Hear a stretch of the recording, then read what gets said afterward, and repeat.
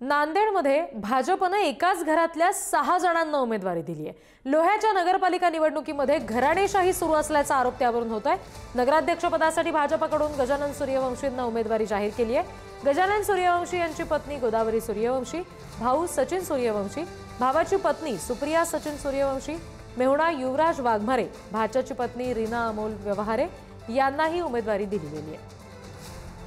आणखी तपशील घेऊयात प्रतिनिधी राजीव गिरी यांच्याकडून। राजीव,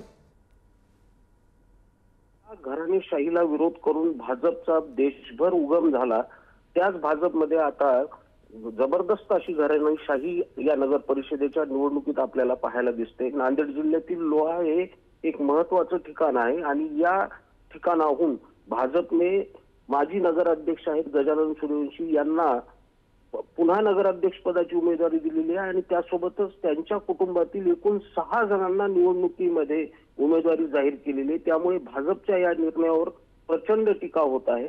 दुसरीकडे भाजपला उमेदवार मिळत नव्हते का अशी देखील चर्चा आता सुरू झालेली आहे।